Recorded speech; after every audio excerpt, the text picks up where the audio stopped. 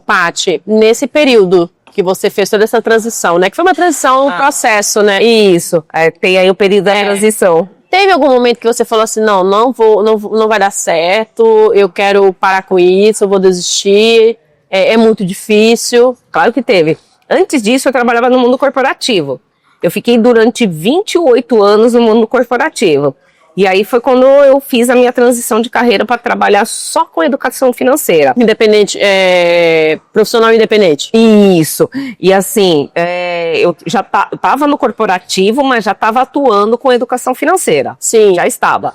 E aí foi quando a demanda começou a aumentar. E aí eu falei, bom, acho que já está na hora de a gente fazer essa transição. Aí fiz a transição de carreira e comecei a atuar só com educação financeira. Só atendendo endividados.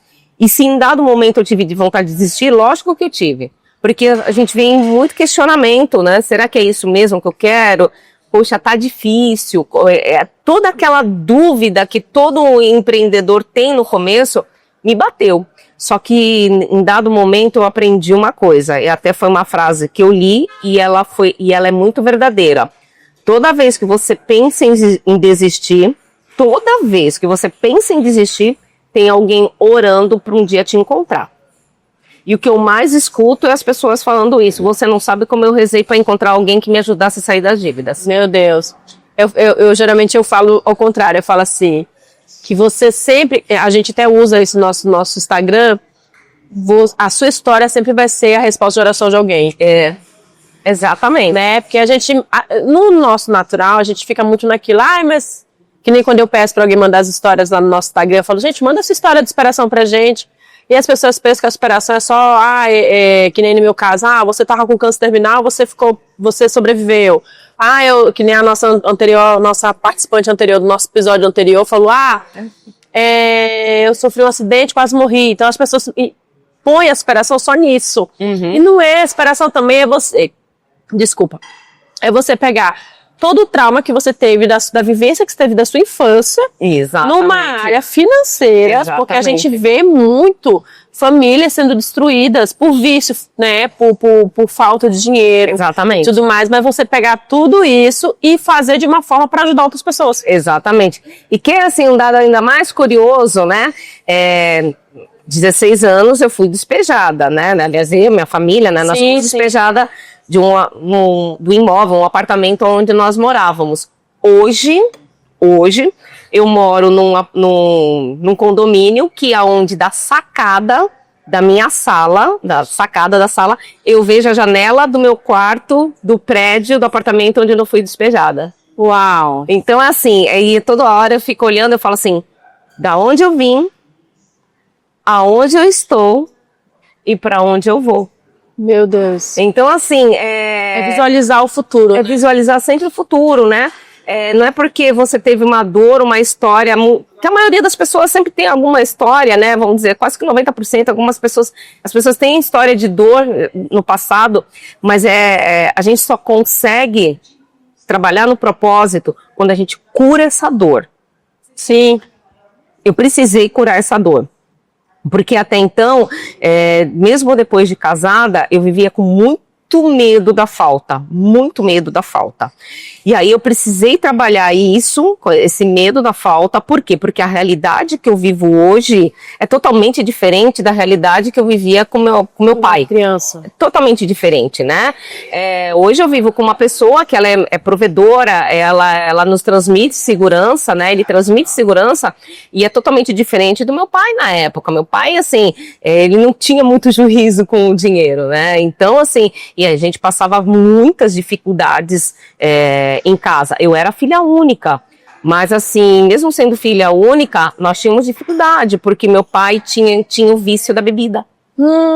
Então todo o dinheiro praticamente, e toda a renda que ele recebia era pro vício. Era para sustentar o vício, né? E aí eu lembro que na época eu era criança, nós tínhamos 2 tios que moravam junto conosco, então era eu, meu pai, minha mãe e mais 2 tios. Esses 2 tios adultos que ajudavam financeiramente em casa. Então não era pra gente ter dificuldades financeiras. Então ali tinha 3 rendas de 3 homens. Minha mãe não trabalhava, era do lar, e eu criança. Então aí se vimos em um dado momento que minha mãe se viu assim na necessidade de De trabalhar. E aí minha mãe limpava o prédio onde nós morávamos, em troca do condomínio, porque lá nós pagávamos aluguel e condomínio. Então minha mãe limpava o prédio em troca do condomínio. Aí não foi mais suficiente, não estava dando mais, né? Tava faltando ainda mais coisas em casa.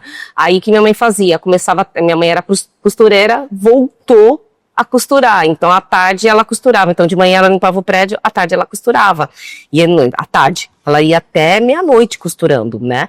E aí eu lembro que ela fazia as costuras dela, entregava, recebia o dinheirinho, ela me dava, eu atravessava a rua e ia na vendinha para comprar 1 quilo de arroz. No dia seguinte era 1 quilo de feijão. No dia seguinte era meia dúzia de ovos. E aí no outro dia era mais 1 quilo de arroz. Eu não aguentava mais, eu morria de vergonha. Então, porque eu ia comprar as coisas picadinho na venda, na frente. Eu morria de vergonha, né? Mas era o que dava, até que aí ela conseguiu um outro emprego, um pouco melhor, numa confecção, e aí ela foi obrigada a trabalhar o dia inteiro e eu ficava sozinha em casa. E teve que se virar, né? Tive que me virar. É. E aí meus tios casaram, né, foram embora, e aí foi quando aí a gente se viu, aí onde as coisas complicaram de verdade, porque aí meu pai não tinha a renda suficiente para pagar o aluguel, foi aí onde nós fomos despejados. Meu Deus, é uma coisa puxa a outra, né? Exatamente. Porque meu pai tinha o vício da bebida, então ele não era aquela pessoa, aquele homem que era um provedor.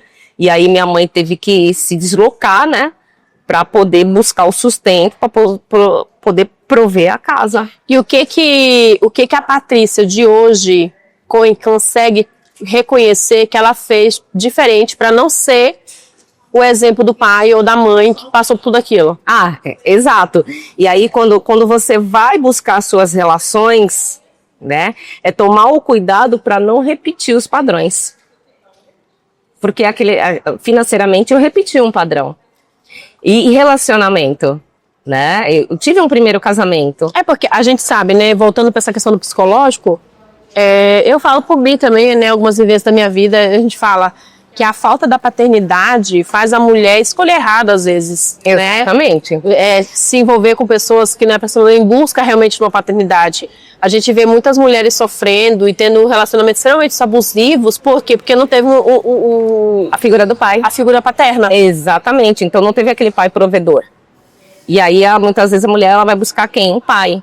Um pai que pode te prover. Mas ele não é o seu pai, ele é seu marido. E ele vai te cobrar algumas coisas. E aí é onde começa as confusões, né, relacionais.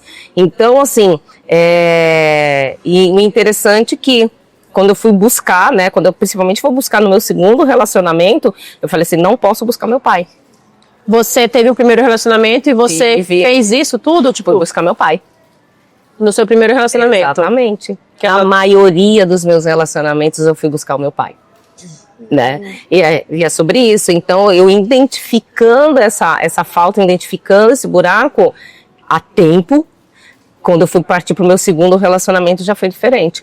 Mas mesmo assim, eu carregava o medo da falta. Será que ele vai conseguir? Sim. Muito medo.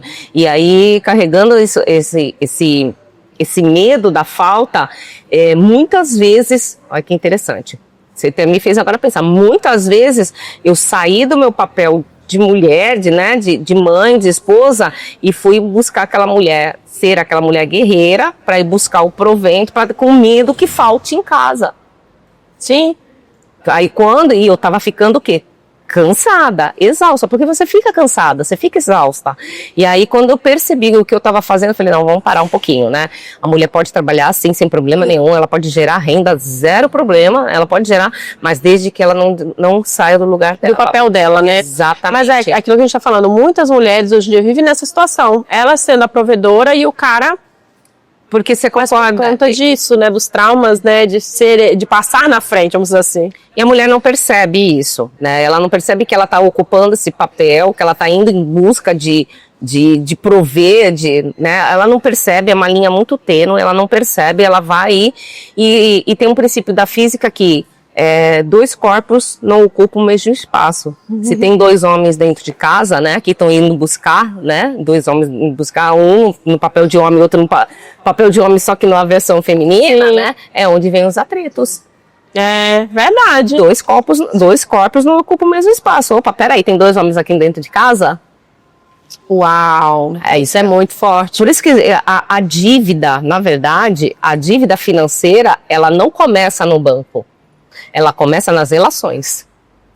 Por isso que depois que eu comecei a estudar um pouco mais de comportamento humano, quando chega uma pessoa endividada para mim, eu tô com dívida, eu preciso sair dessas dívidas, eu começo a buscar como é que é o comportamento dela. Foi o foco, né? Onde eu vou, é isso, exatamente. Eu vou lá buscando, né?